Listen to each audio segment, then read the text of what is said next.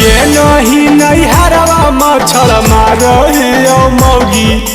गे नहीं नैहरवा मच्छर मारहियो मौगी झाड़ुआ लेके घरवा हमें बाढ़ियो मौगी झाड़ुआ लेके घरवा हमें बाढ़ियो मौगी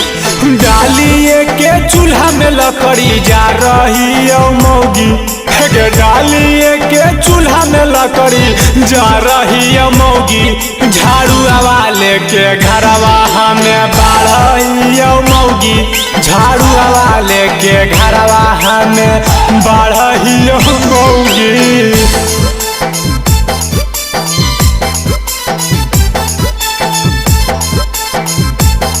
झाड़ुआ लेके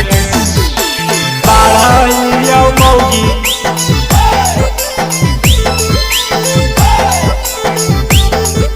बाढ़ियो मौगी कवाना का सुरवा धानी गे नहीं नैहरवा गे सुना सुना लगा कौ हमारो अब घरवा गे हमारो अब घर है गे कवाना का सुरवा मौगी गे नहीं नैहरवा गे सुना सुना लगा धानी हमारो अब घरवा गे पहिले के सुतल का बड़ी जगह बह कौ मौगी मौगी पहिले वाला बतिया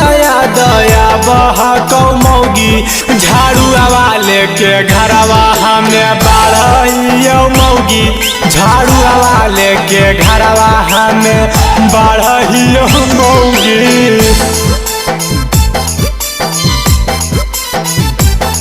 झाड़ुआ लेके बाढ़ियो मौगी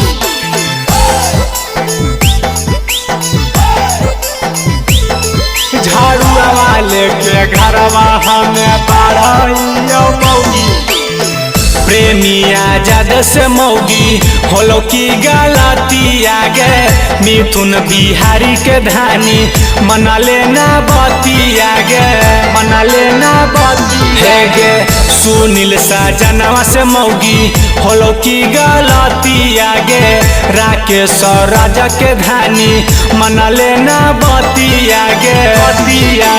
कोहनामा में बैठी के लोरावा ढा रहियो मौगी मौगी कोहनामा में बैठी के लोरावा ढा रहियो मौगी झाड़ुआ लेके घरवा हमें बाढ़ियो मौगी झाड़ुआ लेके घरवा हमें बाढ़ियो मौगी। Presented by Guide Music Asthava।